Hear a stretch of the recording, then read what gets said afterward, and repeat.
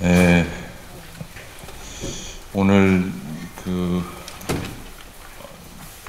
지난번에 제가 10월 초순에 있었던 5일서부터 19일까지 있었던 세계 주교 특별 시노드의 결과, 과정과 내용과 결과를 여러분들에게 좀 함께 나누고, 또 우리 제주 지역 교회, 제주 교회가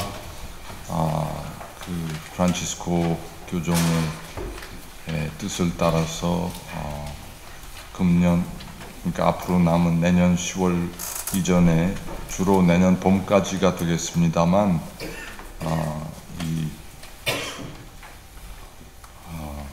우리에게 주어진 그 과제, 보편교회 전체가 함께 고민하는 이 과제를 우리 제주 교구에서는 어떻게 이것을 고민하고 이렇게 또 우리의 의견을 도출할 것인지 함께 이렇게 각 본당에서 그런 그 과정을 걸어가실 수 있도록 오늘 제가 말하자면 도입을 해드린다고 할까요? 그런 의미의 시간이 되겠습니다. 이번 특별 주교 시노드는 2015년 10월에 있을 정기 주교 시노드에 대비해서 먼저 준비하는 성격의 회의로 마련이 되었습니다. 그 전에 먼저 여러분에게 좀 말씀을 드려야 될 것은, 이 시노드라는 것은 우리말로 세계 주교 대의원 회의입니다. 다시 말해서 온 세상에 주교 회의들이 있는데, 그 주교 회의들의 대표들이 모여서 교종님과 함께 교종께서 제안하신 그 주제를 놓고 여러 가지 토의를 하고, 거기서 결론을 이렇게 도출해서 그것을 교종께 이렇게 상신하고, 교종께서는 그거를 받아서 당신이 또 심사숙고하시고 여러 전문가들의 자문을 얻어서 주로 사도적 권고라는 형태로 이렇게 온 세상, 온 교회, 보편교회 전체에 어떤 교종께서 주시는 지침서를 이렇게 내리시는 그런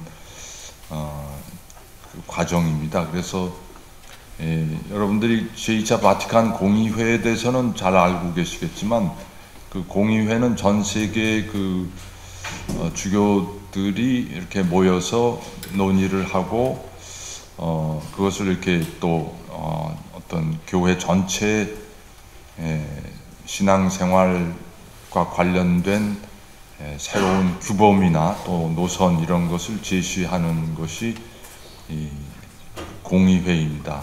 세계 공의회인데, 이 보편 공의회는 그 자체로 교회 최고의 의결 기구입니다.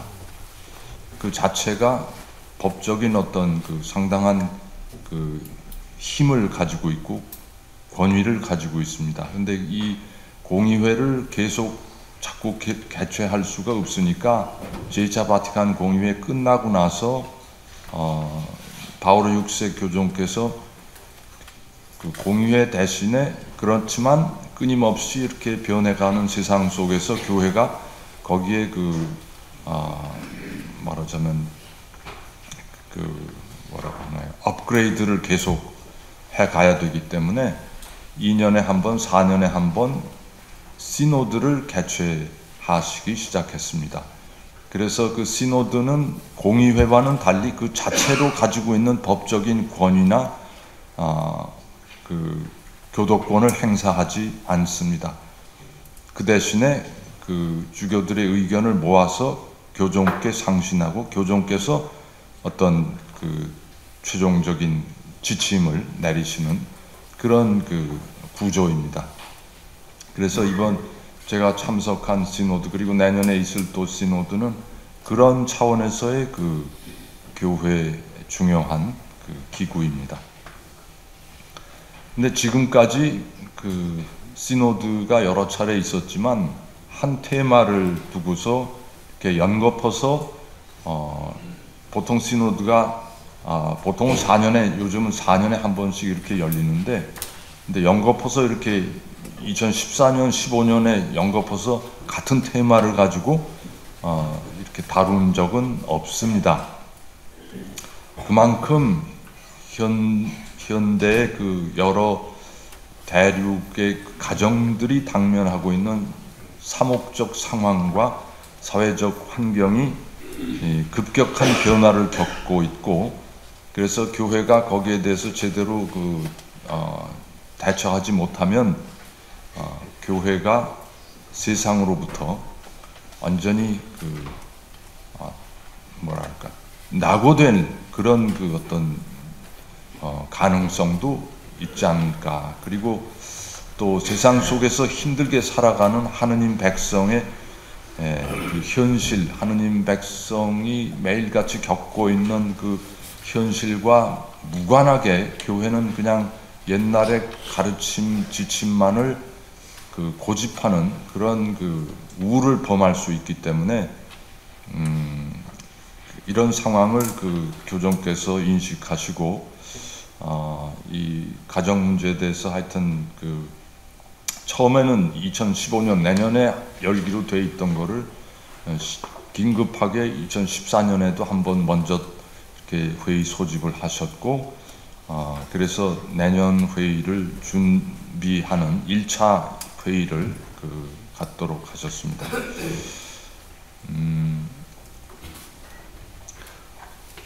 이번 시노드에 모여온 주교들 중에 적지 않은 분들이 여러 주교님이 그런 말을 하는 것을 저도 들었습니다만 로마에 도착하기 전에 자기 교구를 떠날 때 사람들이 로마에 가시면 제발 좀 이번에는 교회가 좀 뭔가 좀 변화를 보여주시면 좋겠습니다 하고 프란치스코 그 양반께 좀 말씀드려 주십시오 하는 반농담조로 이렇게 건의하는 그런 이야기를 이렇게 많이 들었다는 그런 그것도 있었고 그 다음에 또 세계 언론들이 이번에는 유난히 전에는 주교 시노드에 대해서 그렇게 관심을 안 쏟던 일반 언론들도 굉장히 많은 관심을 가지고 취재를 하고 이렇게 보도를 하고 있었음을 알 수 있었습니다.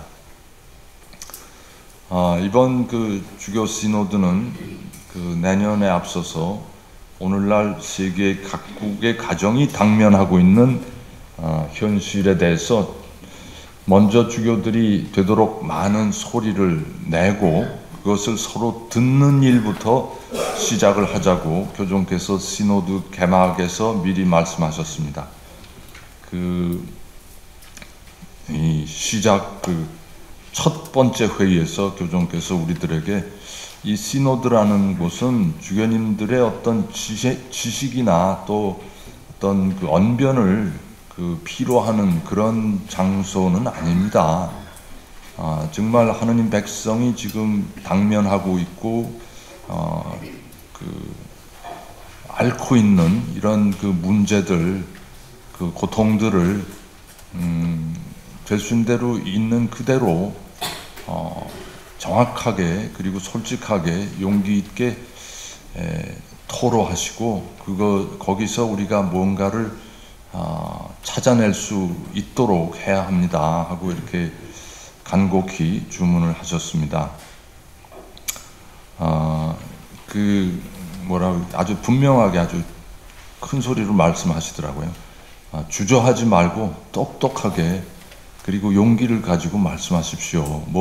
이렇게 수사학적으로 근사하게 말을 꾸미거나 제발 그러지 마십시오 하고 간곡하게 이렇게 말씀을 하셨습니다. 이번에 주교들 참가자는 투표권이 있는 사람들이 183명이었고 그 밖에 이제 옵서버 형식으로 참석한 평신도들이나 또 수도자들 대표들, 그다음에 또 다른 종교 다른 종파, 그러니까 그리스도교 안에 다른 종파의 그 대표자들이 몇 분 오셨고, 그래서 합쳐서 한 200여 명이 조금 넘는 그런 숫자였습니다. 그 첫날은 이제 베드로 대성전에서 우리가 개막 미사를 했고, 둘째 날부터 정식 회의가 시작이 됐습니다. 그래서 먼저 이 시노드 사무국이 각 세계 주교 회의에 보낸 이렇게 자료들이 있었고, 거기에 대한 의견서를 우리 주교 회의가 로마에 또 다시 답변으로 보냈고, 그것을 다시 이렇게 수합을 해서 새로 작성된 그 의안을 우리가 들었습니다. 듣고서 183명의 주교들이 전부 4분씩 이렇게 발표를 또 했습니다. 183명이 4분씩 계속 발표를 하는 걸 듣기만 하려니까 이게 한 나흘 이상 걸렸어요. 그것도 막 그냥 이태리 말, 프랑스어, 또 스페인어, 영어 이렇게 4개국어로 씹으려 되니까 듣는 것만 해도 참 고통스러웠습니다.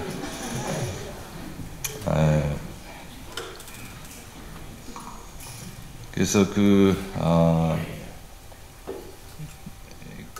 이제 다 들은 다음에 이제 그 다음에 다시 또 그거를 수합을 해서 시노드 사무국에서 다시 한번 또 의안집을 이렇게 손을 많이 보아가지고 어떤 이런 의견들이 나왔습니다 하는 걸 조합을 해서 이렇게 우리한테 내놨고, 그걸 가지고 다시 이제 우리가 소그룹으로 나누어서 언어권별로 이렇게 소그룹으로 10대 그룹으로 나누어서 이렇게 다시 이제 한 나흘 정도 이렇게 또 토의를 했고, 그래서 그것을 토의한 거를 그룹별로 종합을 해서 이제 다시 전체 회의에 넘기면 전체 회의 시노드 사무국에서 그걸 다시 이제 종합을 해서 최종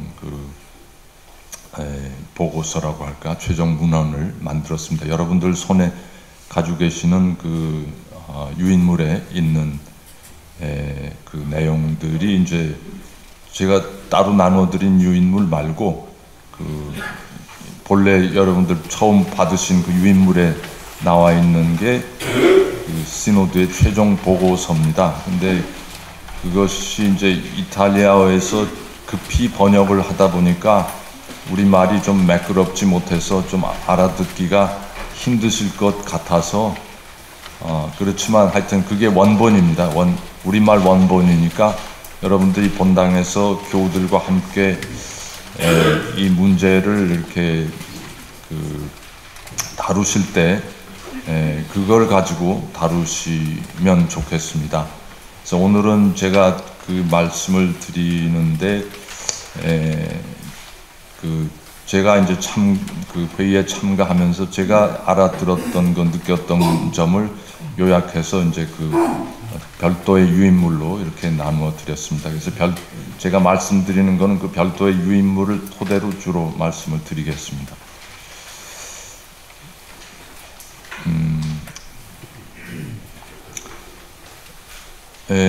그래서 첫 주간에 5일 동안 각국 주교들이 개인적으로 이렇게 4분씩 발표하면서 자기 나라, 자기 교회의 지역의 가정들과 또 사목자들이 당면하고 있는 여러 가지 문제점과 현황을 우리가 서로가 이렇게 공유할 수 있었습니다.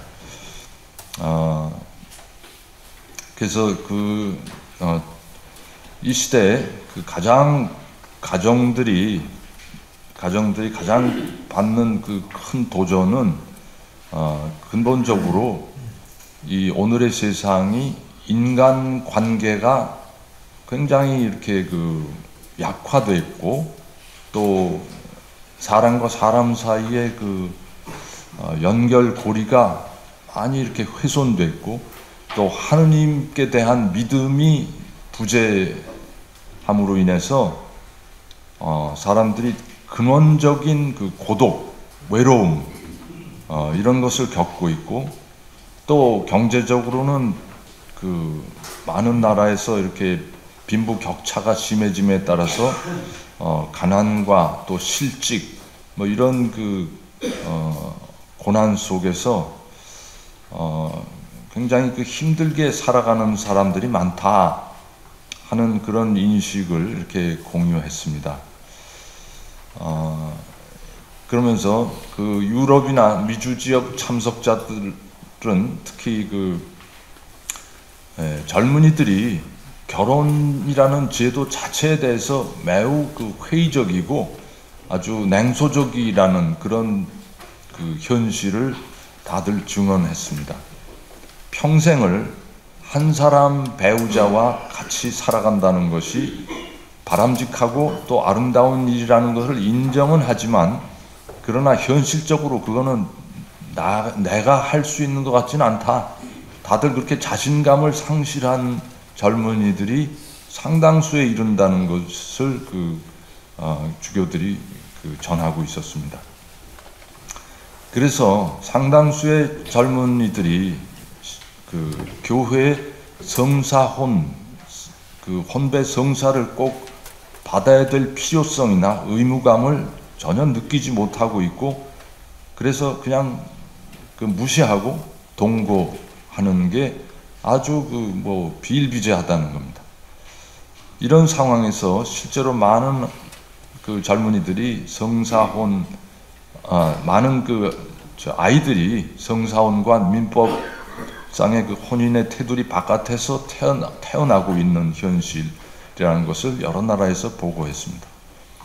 이러한 사조가 확산된 것은 유럽과 북미 대륙의 개인주의적인 사고, 물질주의적인 가치관이 가장 큰 영향을 끼친 결과다, 이렇게 보았습니다.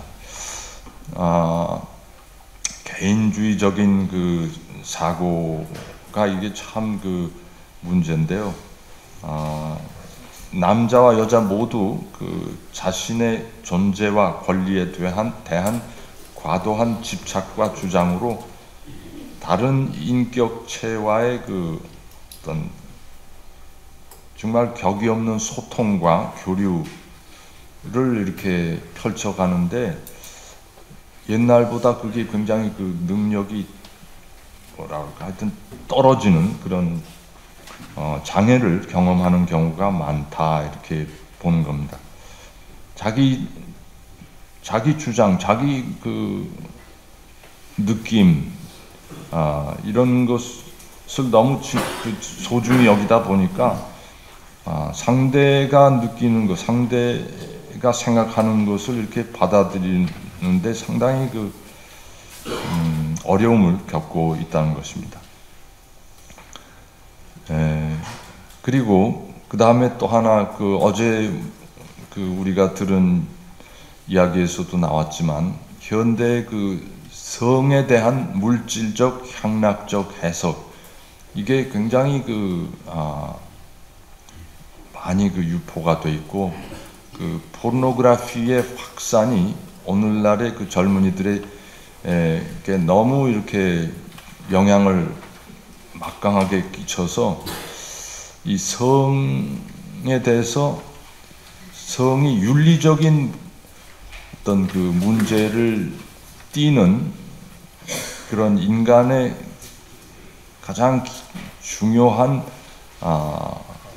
부분이라는 그런 인식을 갖지 못하고 그냥 어떤 즐기는, 탐닉하는 그런 풍조를 낳고 있다는 것이죠. 그래서 그것 때문에 많은 생명이 낙태를 통해서 이렇게 파괴되고 있는 그런 현실이라는 지적을 많이 했습니다. 우리나라에서도 이게 정말 유명한 연예기획사의 대표가 하는 말을 저도 이렇게 저 비디오에서 본 적이 있는데, Sex is game이라고 했습니다. Sex is game. 그러니까 그 성의 윤리적인 가치 판단이나 뭐 이런 뭐가 들어갈 아무런 그런 걸 의식할 필요가 없다. 섹스는 그냥 우리가 놀이다. 뭐 이렇게 볼 차듯이 아니면 뭐 무슨 게임 하듯이 이렇게 놀이니까 괜히 뭐 양심의 가책을 느끼거나 그럴 필요 없다. 그냥 마음껏 즐길 수 있는 것 즐기면 된다.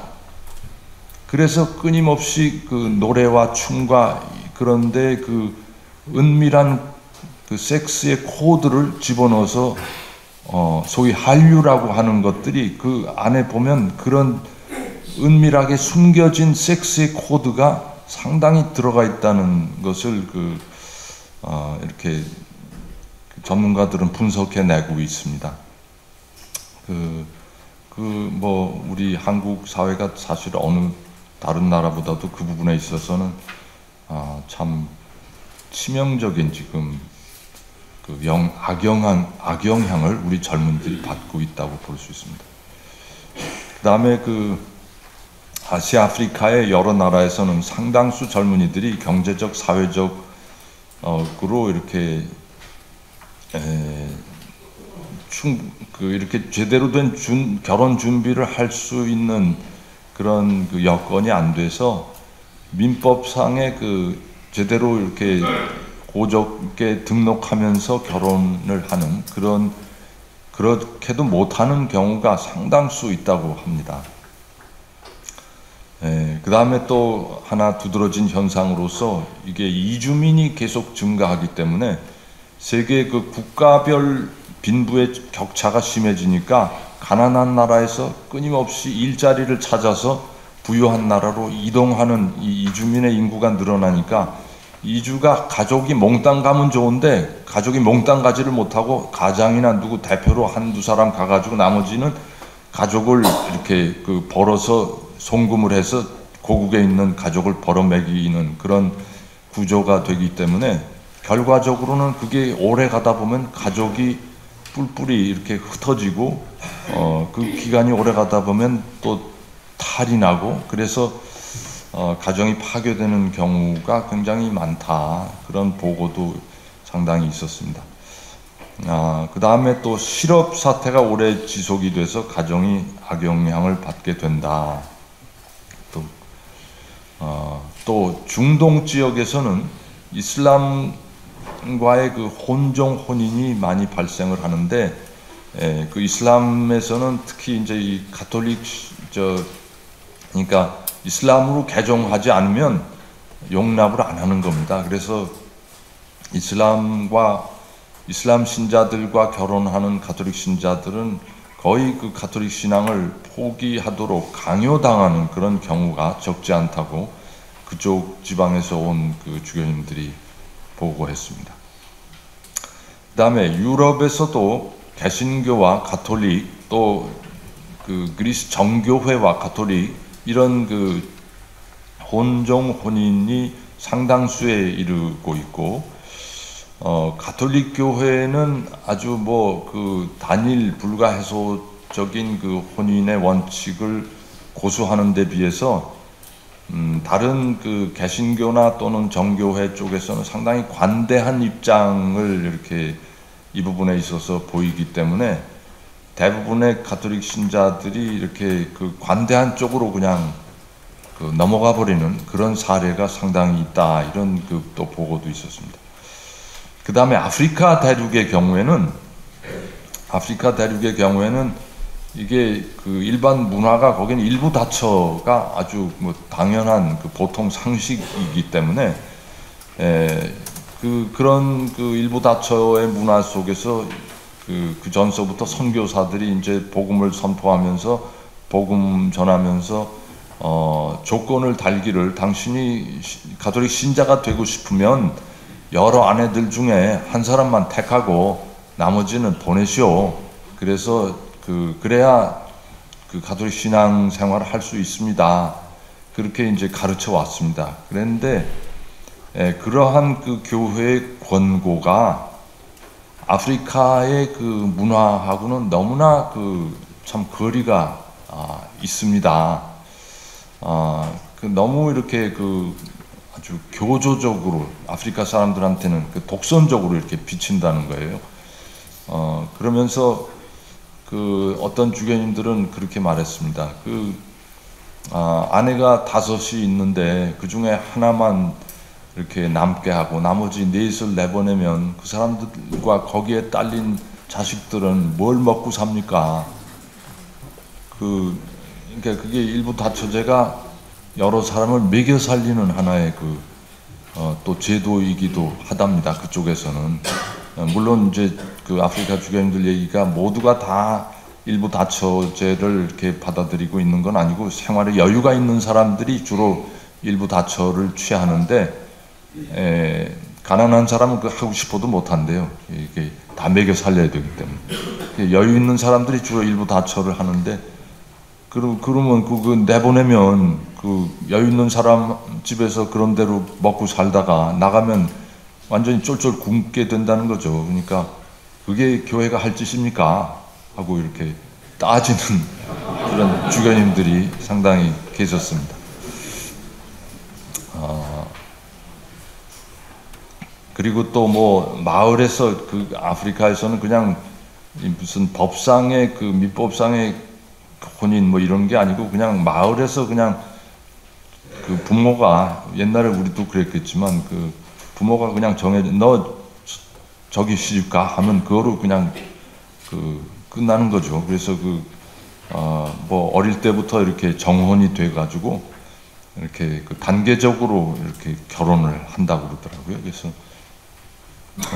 그런 것도 이렇게 이미 뭐 다 일이 치러졌기 때문에 그 혼인 성사 뭐 어쩌고 하기가 정말 난감하다 뭐 이런 이야기들이 있었습니다. 그 다음에 많은 이들이 이제 이거는 세계 공통적으로 일어난 이야기입니다만은 이혼하고 재혼해서 조당에 걸려 있지만 그 중에 상당수는 이미 이혼한 후에 여러 해가 지났고 또 거기서 새로 난 자녀들이 여럿이고 또 그 자녀들도 이미 나이가 차서 성장을 했고 그래도 성사 생활을 할 수 없는 그런 상황이고 세례도 못 받고 그러니까 그것을 굉장히 안타깝게 여기는 신자들이 있고 교회에서 자기네들을 받아주기를 손꼽아 기다리는 그런 상황이기 때문에 교회가 이거를 그냥 못 본 척 그냥 조당이라고 그냥 밀어내고 가만히 있어서 되는 것인가 그런 문제 제기를 여러 주교님들이 했습니다. 그 다음에 이런 혼인하고 이제 이혼하고 재혼한 사람들의 경우에 첫 번째 혼인에서는 남편이 이렇게 폭력을 휘두르거나 아니면 또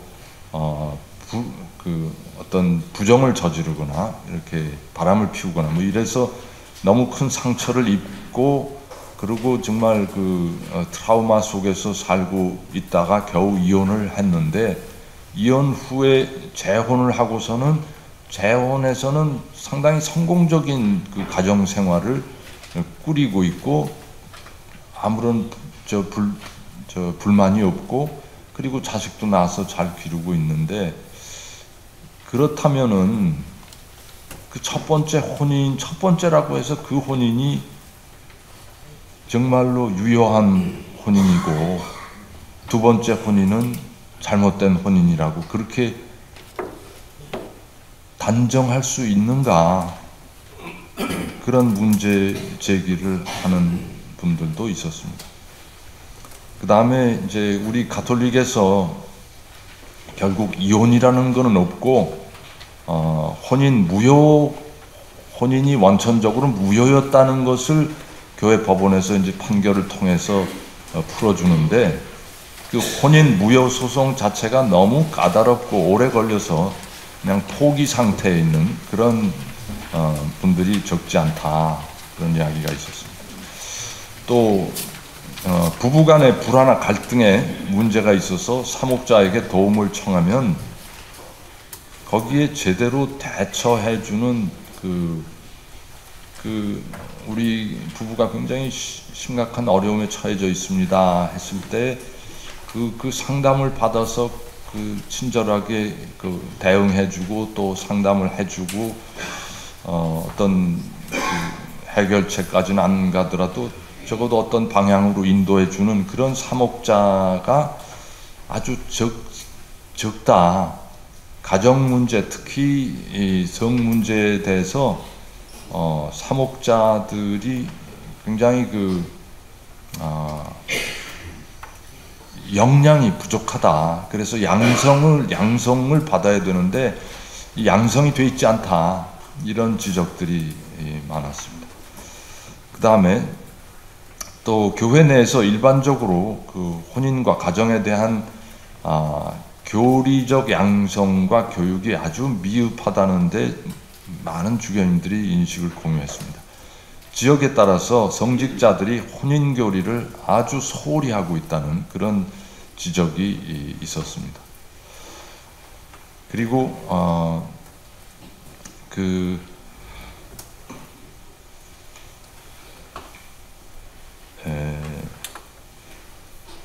다음에 교회 법적인 절차는 밟았지만 혼인성사에 대한 충분한 준비가 이루어지지 않은 상태에서 형식만 갖춘 결혼의 경우에 이것이 유효한가 하는 데 대한 문제 제기를 하는 분들도 있었습니다.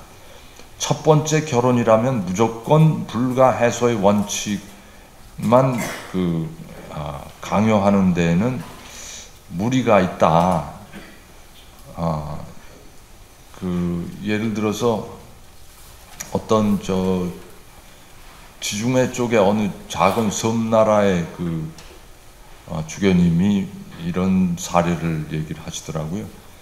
자기네는 굉장히 아름다운 성당이 있고 경치도 좋고 그렇기 때문에 많은 사람들, 젊은 커플들이 여행을 와서 거기서 결혼을 한대요. 사진도 아주 잘 나오고 하기 때문에. 근데 거기 와서 그렇게 해서 결혼을 하는데 서류상으로는 하자 없이 다 세례증명서 가져오고 다 한대요.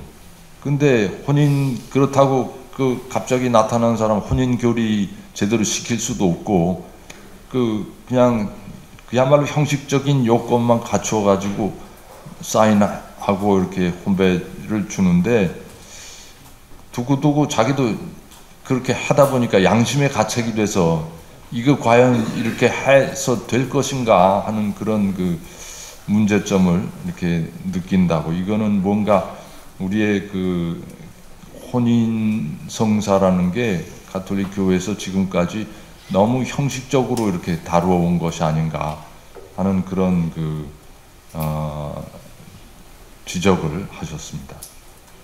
그 다음에 아까 혼인 전 준비와 교리에 대해서 이렇게 얘기를 했는데 제가 이렇게 여러 주교님들께 물었습니다. 당신네 주교회의에서는, 당신네 교구에서는 혼인교리 얼마나 하시오? 하고 물으면 대개 6개월 내지는 아프리카도 3개월 한다고 그래요. 근데 우리 대한민국에서만 3시간으로 끝낸 이거는 정말 혼인교리 한다고 볼 수가 없죠. 포기한다고 하는 게 맞는 이야기입니다. 그래서 하여튼 우리 한국 주교회에서도 이 문제를 이제 앞으로 진지하게 아마 대처해 나가야 되리라고 봅니다.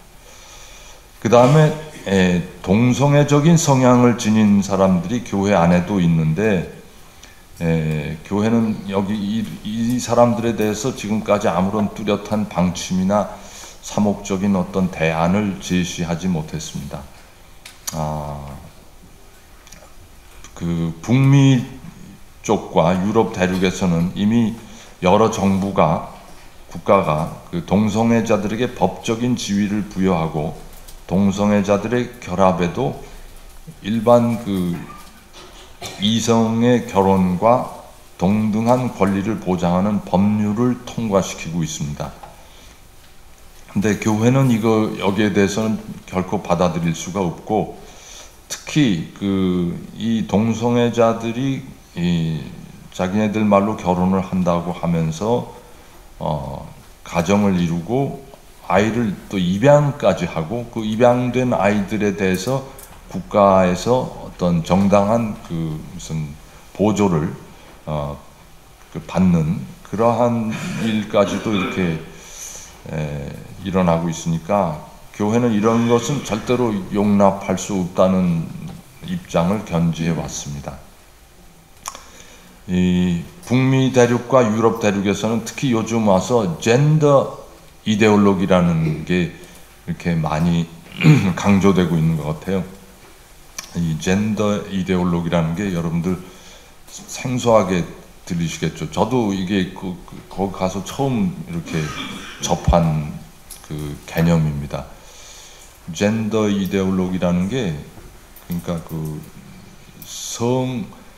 내가 남성이고 여성이고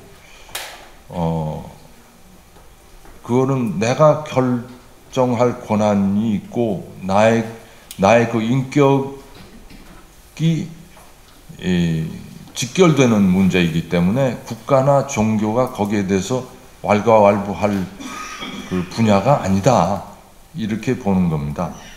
그래서 젠더 성이라는, 그러니까 남성이라는 거, 여성이라는 거, 아니면 요새는 남성 여성만이 아니고 또 트랜스젠더라는 것도 있더라고요. 남성 하다가 관두고 여성 되는 사람. 뭐 하여튼 복잡합니다, 이 부분에서. 그래서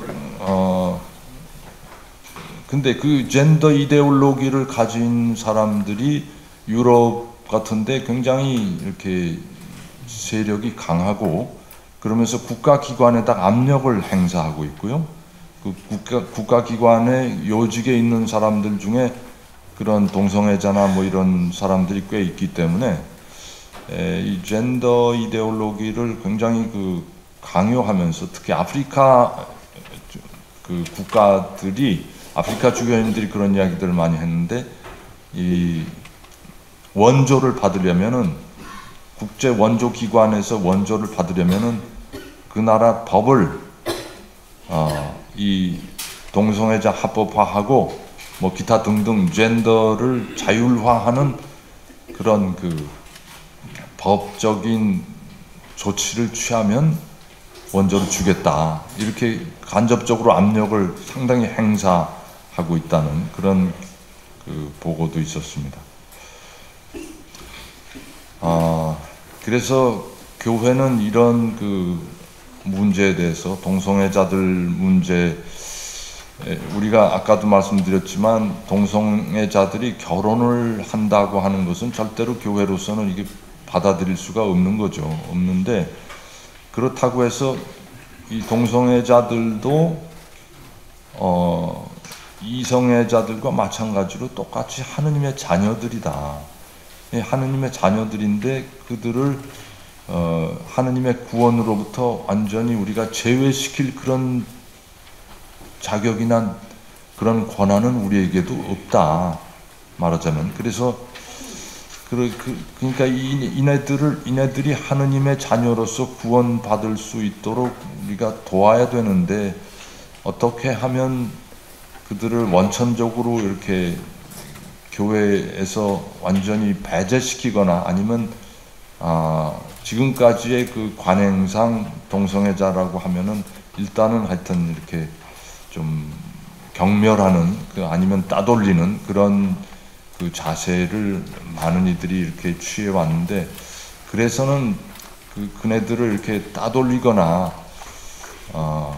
이 차별하거나 해서는, 아니면 또 단죄하거나, 동성애 자체가 무슨 단죄받을 일은 아니다. 그러니까 그게 뭐 타고난 하나의 성향인데, 타고난 성향인데 그거 자체를 단죄해서는 안 되지 않는가 하는 게 이제 그 모든 시노드 교부들의 그 공통된 견해였습니다. 다만 이 동성애자들을 구체적으로 교회 안에 어떻게 받아들일 수 있는가 하는 데 대해서는 아직 뚜렷한 무슨 그 대책이나 이런 것을 내놓는 분이 없었습니다. 그리고 주교님들 중에는 여러 분들이 이 가정 사목을 다루는 이 시노드에서 이 동성애자들은 근본적으로 이게 그러니까 이 개인은 모르고 이 사람들이 소위 자기네들이 주장하는 결혼을 하고 가정을 이룬다면 그거는 우리의 가정이 아니다. 그러니까 우리가 여기 논의 자체에서 이건 빼야 된다 하는 그런 또 주장을 하시는 주교님들도 계셨습니다. 이런 그 세계 여러 그 교회 현황을 우리 모두가 이렇게 공유하고서 그 다음에 이제 그럼 사목적으로 우리가 어떻게 여기에 대처해 가야 될 것인가 하는 그 문제를 이렇게 다루었습니다. 그 전에 이제 그 제가 이렇게 오늘 여기서는 생략을 하지만 여러분들이 처음 받은 그 유인물, 그러니까 시노드 최종 보고서에는 그 구조가 그렇게 되어 있습니다. 그러니까 맨 처음에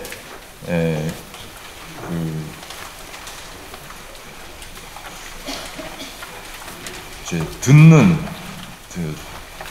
듣는 과정, 그러니까 온 세상의 교회가 어떤 현실 속에서 우리의 가정들이 어떤 그 오늘의 현실 속에서 살아가는가, 그런 그 가정들이 직접 받고 있는 그 도전에 대해서 우리가 먼저 들어보자 하는 그 듣는 과정을 제가 아까 말씀드린 주교들이 4분씩 쭉 나흘 이상 이렇게 그 발표를 함으로써 우리가 그 과정을 이렇게 함께 했습니다. 그 다음에 이제 듣는 과정을 끝난 다음에 그 다음에 그리스도를 향한 시선이라고 할까, 우리가 그 예수님은 가정에 대해서 뭐라고 하셨는지, 가정에 대해서 어떤 태도를 취하셨는지 복음에 우리의 시선을 맞추어 보자 하는 그 부분이 있습니다. 그래서 그 유인물, 그러니까 최종 보고서에는 그 부분이 들어가 있으니까 저는 오늘 그거를 여기서 반복하지는 않습니다. 그러나 여러분들이 본당에서 이거를 교우들과 함께 논의하실 때는 복음이 가르치는 가정의 어떤 그 요점들을 좀 이렇게 함께 논의할 수 있는, 공유할 수 있는 그 내용들이 그 부분에 들어가 있다는 거죠.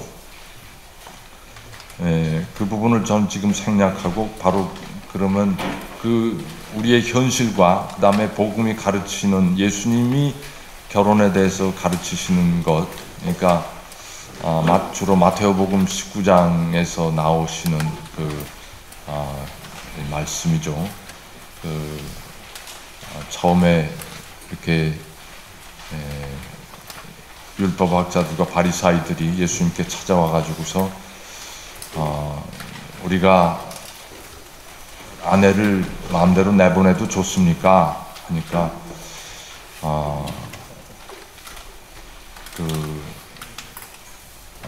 예수님이 뭐라고 하셨습니까?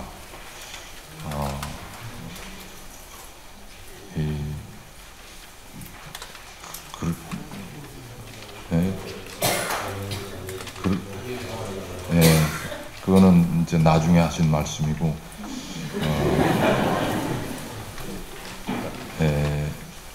누가 성경 가지고 계신 분? 여기 있네.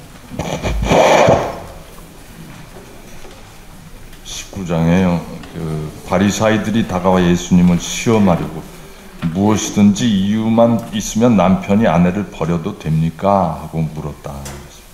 그러자 예수님께서 너희는 읽어보지 않았느냐? 창조주께서 처음부터 그들을 남자와 여자로 만드시고 나서 그러므로 남자는 아버지와 어머니를 떠나 아내와 결합하여 둘이 한 몸이 될 것이다 하고 이르셨다. 따라서 그들은 이제 둘이 아니라 한 몸이다. 그러므로 하느님께서 맺어주신 것을 사람이 갈라놓아서는 안 된다. 그러니까 그 사람들이 다시 그러면 어째서 모세는 이혼장을 써주고 아내를 버려라 하고 명령하였습니까? 하니까 예수님께서 그들에게 말씀하시기를 모세는 너희의 마음이 완고하기 때문에 너희가 아내를 버리는 것을 허락하였다. 그러나 처음부터 그렇게 된 것은 아니다.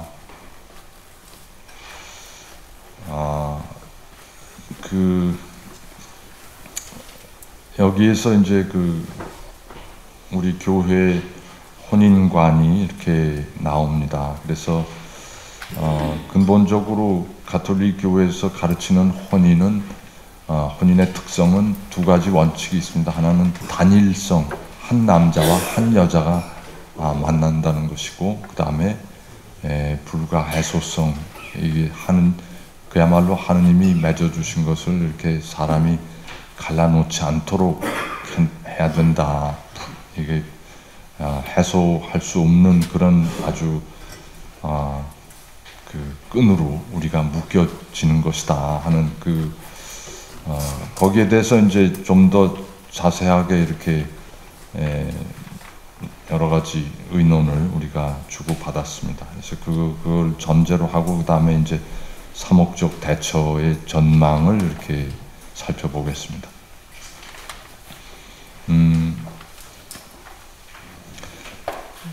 오늘의 현실을 직면하면서 교회는 오늘의 가치관과 세계관의 급격한 변화 속에 도전받는 가정 현실을 살아가는 백성들을 위하여 복음적인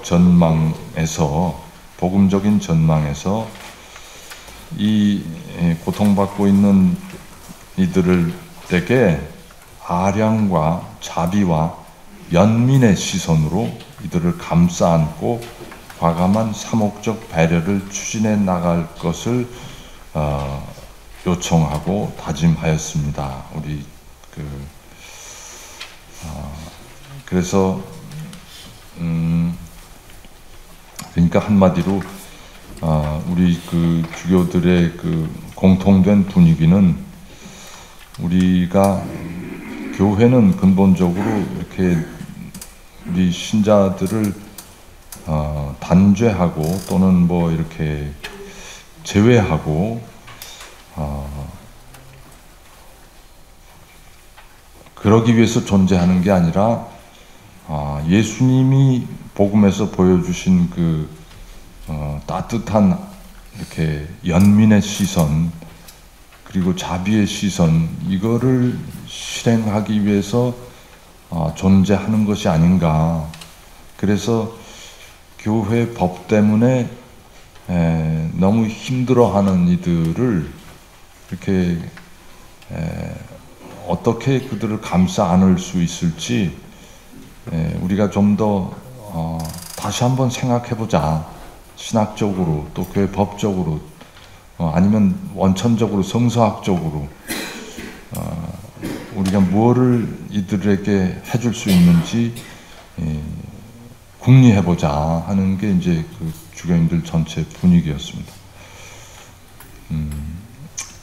그래서 우선 많은 사회적 경제적 어려움에도 불구하고 세계 곳곳에서 많은 부부들이 가톨릭적인 가정을 꾸리며 비록 부침은 있어도 이렇게 여러 가지 우여곡절은 있어도 부부로서의 사랑과 존중과 연민을 바탕으로 평생을 함께하며 자녀들을 올곧게 양육하고 성장시켜온 그런 부부들이 많이 있기 때문에 물론 탈이 난 가정도 많지만 그러나 그럼에도 불구하고 꿋꿋하게 많은 시련과 또 어려움을 겪으면서도 그러나 꿋꿋하게 부부 관계를 이어오고 또 아름다운 가정을 갖고 온 그런 신자들의 그 가정을 높이 평가하고 거기에 대한 존경심과 또 감사와 평가를 하는 게 먼저다. 이런 또 주교님들이 많이 있었습니다. 그리고 교회는 가정이 위기를 겪는 것도 결국은 믿음의 부족에서 기인하는 것이니까 가정에서 믿음이 올바로 자녀들에게 전수될 수 있도록 돕는 일이 무엇보다도 첫째다. 그래서 믿음의 전수가 올바로 이루어질 때 어릴 때부터 그러니까 이 가정에서부터 이 신앙 교육이 제대로 이루어지고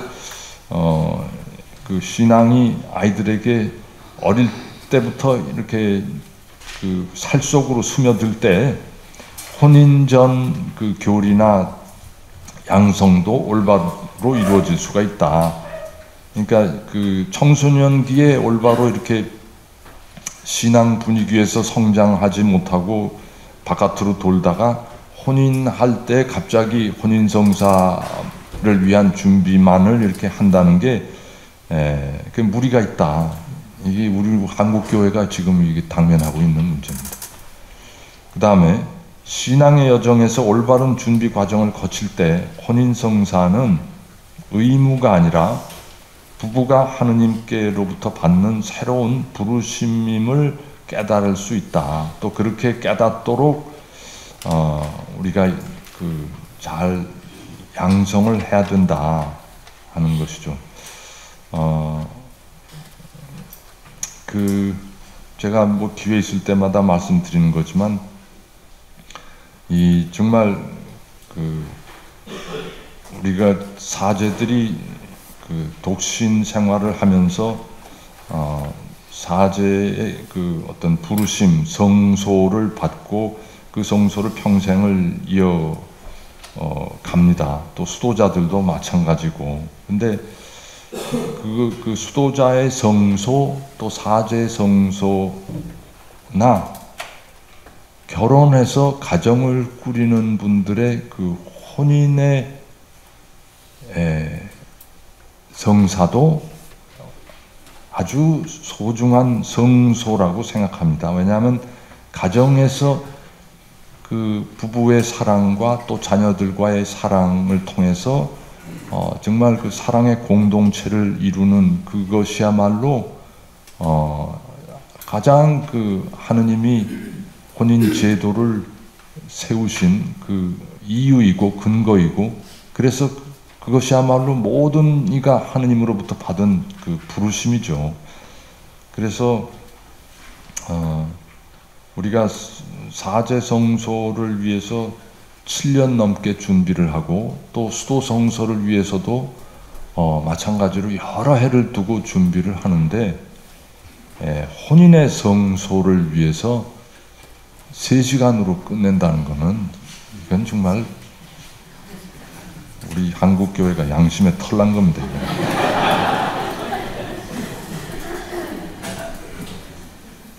그 다음에 교회는 자연법에 의거한 부부관계를 가르치지만 현대인들 중에 자연법의 개념을 온전히 이해하고 있는 사람은 극히 적다. 이런 지적들을 주교님들이 많이 하셨습니다. 자연법이 뭐냐? 자연법에 의해서 뭘 이렇게 해라 하면은 자연이라는 게 우리가 느끼는 거 그대로 하는 게 자연 아닙니까? 하고 그렇게 단순하게 유럽의 젊은이들도 이 자연법이라는 걸 도저히 못 알아듣는다 합니다. 교회가 출산이나 가족 계획 등 생명과 관련된 가르침을 전할 때 무조건 이렇게 자연법에 의거해서 이렇게 해야 된다 하고 하는 그런 용어는 더 이상 안 먹혀 들어가니까 이거를 좀 더 다른 언어로 이렇게 생명의 소중함을 납득시킬 수 있는 다른 용어를 이렇게 찾아야 된다. 그러니까 어제 이준현 신님이 생명이 뭐냐 하고 물으면서 하느님의 결국 닮은 모습으로 창조된 인간의 이기 때문에 그게 고귀하다는 그런 얘기를 하셨는데, 그와 비슷한 어떤 그런 표현 용어들을 이렇게 해야지, 자연법 가지고는 이제는 이게 안 먹혀 들어간다 하는 그런 지적들이 많았습니다. 그 다음에 교회는 예수 그리스도께서 세상이 버리고 차별하고 억압하는 모든 이들의 보호자여 동반자로 활동하시는 것을 상기하면서 교회 법적으로 하자없는 혼인의 테두리 바깥에서 살아가는 모든 사람, 다시 말해서 이혼한 사람들, 이혼하고 재혼한 이들, 그 다음에 혼인 없이 동거한 이들, 동성애적 성향을 띠는 사람들에 대해서 이들을 차별하거나 편견을 불러일으키는 모든 태도를 지양해야 한다는 것을 확인했습니다. 그 다음에 교회는 교회 법적인 정당성을 얻지 못하는 가정을 유지하는 부부들이 성사 생활을 지속할 수 없는 현실을 안타까워하면서 한 남자와 한 여자의 단일 불가해소적 혼인의 본질을 훼손하지 않으면서 이들도 성사적 생활 안에 초대할 수 있는 가능성을 찾기 위해서 신학적, 성서학적, 교회법적 연구를 지속하자는 의견이 다수 제시되었습니다.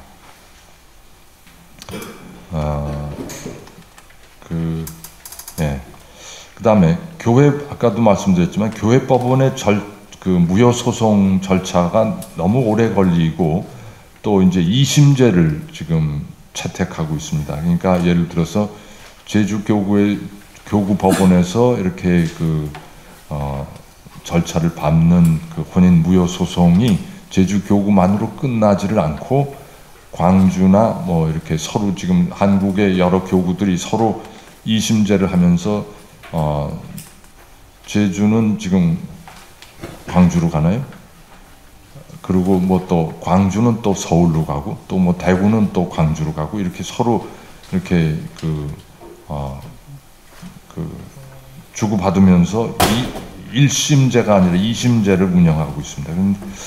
근데 그렇게 하다 보니까 너무 시간이 오래 걸리고, 그래서 시랍정교회와 공존하는 동유럽 지역에서는 시랍 정교회 쪽에서는 혼인에 대해서 상당히 관대하기 때문에 그쪽 신자와 결혼하는 경우에 정교회 쪽으로 넘어가는 사람들이 상당수 있기 때문에 왜 이게 뭔가 이게 좀 방법이 있어야 되겠다 하고 이제 동구권에서 오신 주교님들이 많이 이야기하셨습니다. 그 다음에 교회는 가정이야말로 교회의 가장 작은 단위이고 세포임을 확인하고 가정에서 아버지와 어머니의 사랑과 보호와 가르침 안에 자녀가 성장하며 인간관계를 배우고 인격이 성숙되고 사회생활의 첫 발을 내딛는 사회 못자리라는 사실을 널리 확산시키고 가르쳐야 함을 강조하였습니다. 그 다음에 교회는 가정이야말로 인간 생명의 전수가 온전히 이루어질 수 있는 현장이고 또 가정을 지켜야 인류의 생명과 미래를 확보할 수 있음을 끊임없이 선포하고 알려야 함을 재확인하였습니다. 그 다음에 교회는 혼인과 가정에 대한 올바른 인식과 신장을 위해서 청소년기부터 통합적인 교육과 양성이 필요함을 절감하고 이를 위한 전문적 소양을 갖춘 봉사자, 성직자, 수도자, 평신도 부부를 배출해야 나가야 함을 강조하였습니다. 이 부분에서는 이미 우리 제주교구가 상당히 앞서가는 모습을 어제 발표에서 우리가 이미 들을 수가 있었어요. 부부가 혼인한 이후 초기 몇 년이 가정의 먼 미래를 좌우할 수 있는 민감한 기간이기 때문에 혼인 성사 이후에 초창기에는 신혼 부부들에 대한 지속적인 어떤 동반이 이루어지는 것이 부부들의 혼인 전체를 크게 좌우할 수 있는 그런 요인이 되기 때문에 결혼한 이후에 초기 몇 년, 적어도 한 2, 3년 동안 이렇게 동반을 해준다든지 뭐 이런 어떤 시스템이 가동이 돼야 되지 않겠는가 그런 지적이 있었습니다. 어제 허찬란 신부님 발표에서도 그게 나왔었죠. 교회는 각 교구 등에서 결혼 생활에 어려움을 겪는 이들의 고충을 듣고 도움을 주거나 화해로 이르도록 보조하는 사목적 동반을 할 필요가 있음이 많이 지적되었습니다. 여기에 좀 더 우리 제주교구도 좀 시작은 했지만 아직도 정말 이 부분에 있어서 너무 걸음마 단계인 것 같고, 그래서 그야말로 멘토를 많이 양성을 이렇게 해나가야 되겠다 하는 생각이 듭니다.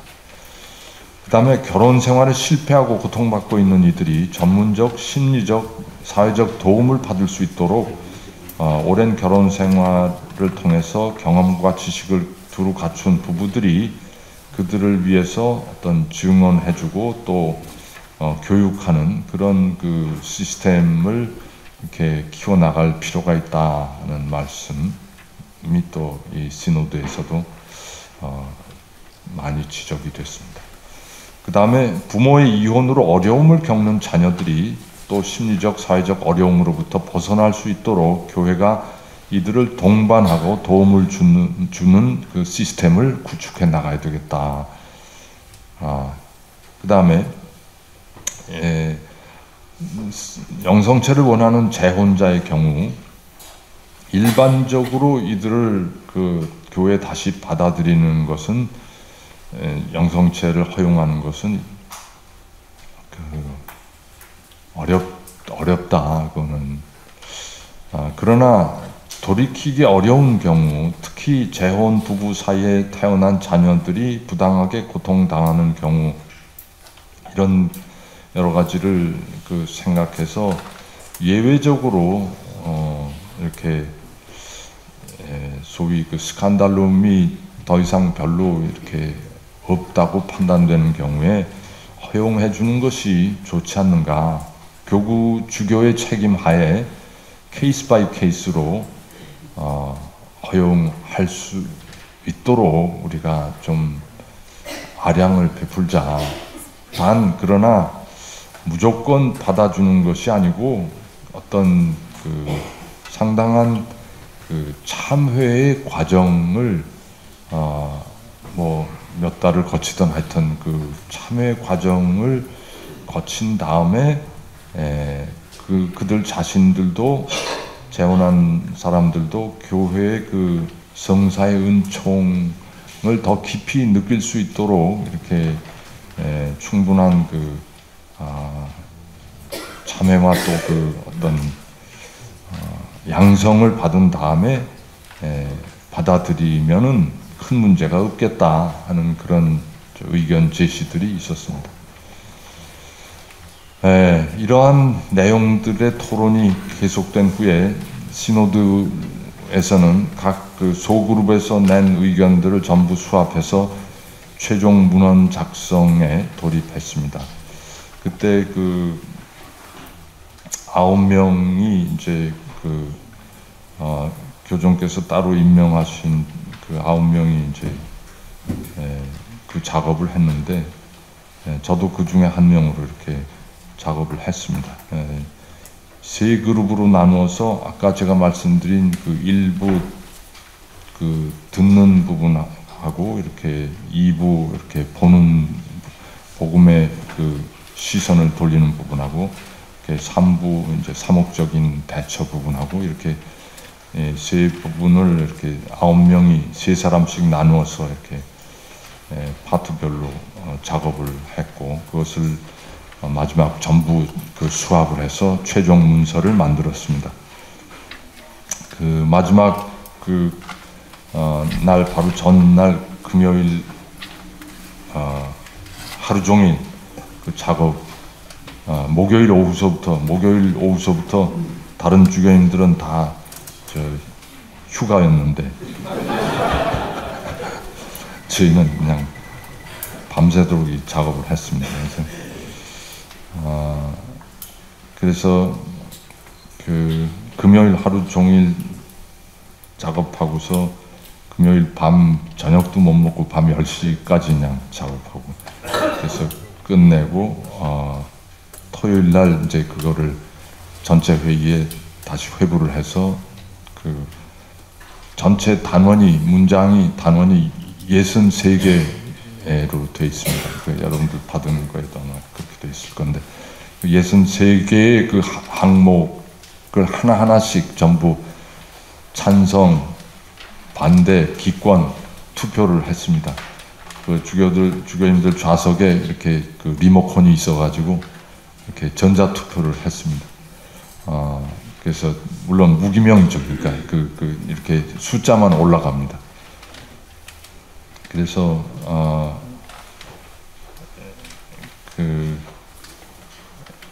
언론에서 거기에 대해서 여러 가지 뭐 이렇게 많은 해석들을 하고 그랬는데, 전체 그 출석이 183명 말하자면 정원인데, 그 중에 과반을 하면은 92표가 되고 3분의 2가 되려면 123표가 돼야 됩니다. 근데 63개 항 중에 60항은 3분의 2를 다 넘었어요. 근데 그 중에 3개 항인가가 그 과반은 됐는데 이렇게 3분의 2를 넘지 못했었습니다. 그렇지만 그것 있는 그대로 그 3분의 2 넘지 못한 그 항목이 빠지지를 않고요. 그 있는 그대로 다 포함해서 교정께 상신을 했고, 또 교정께서는 그거 있는 그대로 우리에게 그 내년 시노드의 기초 자료로 예비 문서로 주셨습니다. 그래서 그 문서의 투표 결과와 함께 교정께 그대로 상신했고, 교정께서 이것을 이렇게 발표를 할지 안 할지 결정을 해 주시기로 했었는데, 거기서는 분명한 저기가 안 나왔고요. 제가 나중에 한국에 돌아와서 보니까 우리가 제안했던 그 63개 항목 전체가 그냥 그대로 바티칸 그 웹사이트에, 홈페이지에 그대로 올라 있었습니다. 그러니까 그대로 우리에게 주신 겁니다. 그래서 그 이제 투표가 다 끝나고 이제 이거로 이제 의장단에서 이번 그 제3차 주교 특별 시노드가 종료되었습니다 선언을 하니까 이제 박수를 이렇게 우리가 다 쳤습니다.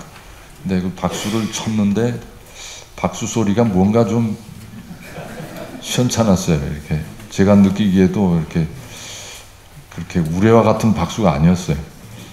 그러니까 그 투표가 막 끝났을 때니까 이제 그 전에는 다른 시노드 회기 때는 이렇게 이 시노드 최종 문서가 이런 형태로 나가지를 않았고요. 그 주교들이 시노드에 참가하고 교종께 드리는 제안서가 이렇게 짤막짤막하게 제안들이 한 뭐 30개 이렇게 올라갔습니다. 근데 이번에는 그 제안서가 아니라 전체 그 문서 전체가 이렇게 올라갔고, 그래서 이게 투표가 어떻게 될 것인지 사실 저희들도 참가한 주교들도 좀 이렇게 내심 이렇게 좀 불안한 부분이 없지 않았습니다. 왜냐하면 그 과정에서 굉장히 경론이 있었기 때문에. 그런데 이제 결과적으로 3개 항목에서 이제 3분의 1을 넘지 못했으니까 아마 이렇게 반대 의사를 표명한 주교인들은 그 주교인들대로 좀 깨름직했고, 또 이렇게 찬성표를 다 던진 주교인들은 또 그분들대로 또 뭔가 이렇게 좀 모자라는 그런 느낌을 느꼈던 것 같아요. 그러니까 박수 소리가 이렇게 그냥 좀 이렇게 대충 그런 그래서 마음속이 저도 좀 이렇게 좀 그랬습니다. 근데 그러고서 그 모든 과정이 끝나고 토요일, 그러니까 18일인가 오후 6시가 좀 넘었을 때 그 프란치스코 교종께서 일어나셔서 이렇게 종이를 미리 당신 그 말씀하실 거를 이렇게 원고를 써 오셨더라고요. 그러면서 이렇게 꽤 길게 말씀을 하셨는데 그 내용을 여러분들에게 좀 전해드리고 싶습니다. 그 내용을 꽤 길기 때문에 다 제가 번역을 못하고 좀 간추려서 축약해서 말씀을 드리겠습니다. 거기에는 없을 겁니다. 여러분 노고에 깊이 감사합니다. 여러분들 안에 의견의 차이도 있고 생각이 다르기도 했지만 그것은 당연한 것으로 여러분이 감추지 않고 그런 다른 생각들을 토로해 준 것이 저는 아주 다행이라고 생각합니다. 우리는 그런 과정에서 주교들의 그 단체성과 그 시노드의 주교들의 어떤 단합성을, 일체성을 이렇게 잘 경험한 것 같습니다. 어떤 때는 하느님 백성의 눈물과 기쁨을 고스란히 가슴에 담아와서 우리들에게 나누어 주신 참된 목자의 진실 어린 증언을 듣고 깊은 위안을 받았습니다. 또 자신들의 결혼 생활에서 겪어온 아름다움과 기쁨을 우리에게 들려준 부부들의 증언을 듣고 또 큰 위로를 받기도 하였습니다. 그러나 우리가 모두 인간으로서 이런 위안의 때만이 아니라 메마름과 황량함과 긴장과 유혹을 느끼는 시간도 있었습니다. 첫 번째 유혹은 자신이 쌓아온 지식과 문자에 갇혀서 자신을 조금 더 열지 않으려는 저기에 찬 완고함에 머물고자 하는 유혹입니다. 하느님과 성령의 놀라우신 섭리에 마음을 열기보다는 자신이 만들어 놓은 신념과 법규에 사로잡혀 있는 것을 우선하는 그런 유혹입니다. 열성이 넘치는 사람들이 이런 유혹을 받습니다. 오늘날 이런 이들을 두고 어떤 이들은 전통주의자라고 하기도 하고 또 지성인들이 이런 유혹을 많이 받습니다. 두 번째 유혹은 모든 것을 좋게만 끝내려는 유혹입니다. 상처 입은 사람의 상처의 근원이나 뿌리를 치료하기보다는 겉으로 난 상처에만 정신이 팔려서 응급치료만 하고 끝내려는 유혹입니다. 이는 소위 자유주의자들, 진보주의자들이 받는 유혹입니다. 세 번째 유혹은 돌을 빵으로 만들고 싶은 유혹입니다. 길고 고통스러운 단식의 과정은 생략하고 싶은 유혹입니다. 또는 빵을 돌로 만들어 약한 사람, 병든 사람에게 던지고 싶은 유혹입니다. 이게 무슨 말씀인가 하고 전 말씀 들을 때 좀 못 알아들어서 갸우뚱했습니다만 나중에 그 웹사이트에 들어가서 찾아보니까 그 요한복음 8장 7절이라고 가로로 집어넣어 주셨더라고요.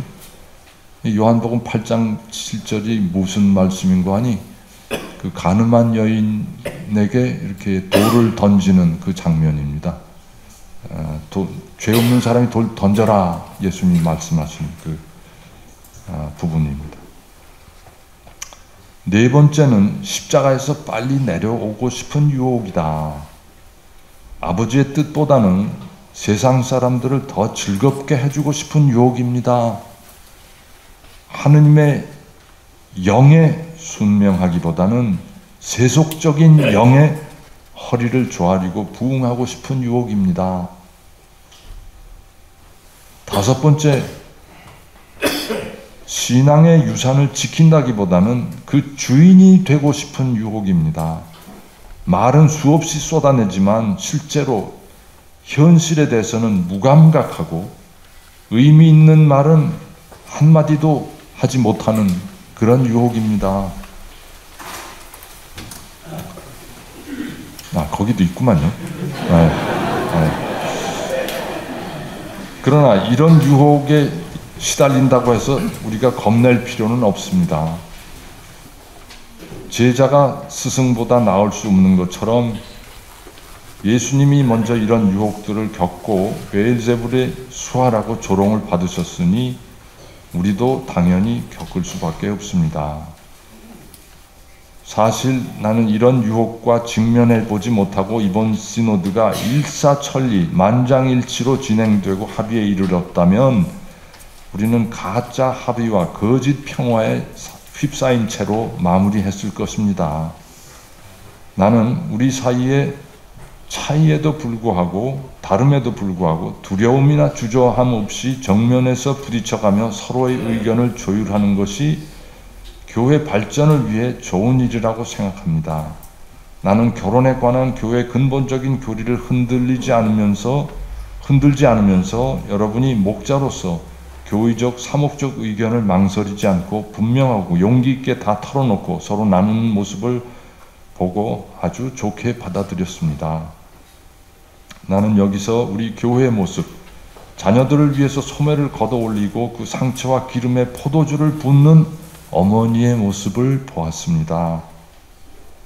이것이 창녀와 세리와 함께한 식탁에서 먹고 마시기를 두려워하지 않는 교회, 의인에게만이 아니라 뉘우치는 죄인에게도 문을 활짝 열고 다가가는 교회의 모습이라고 생각합니다.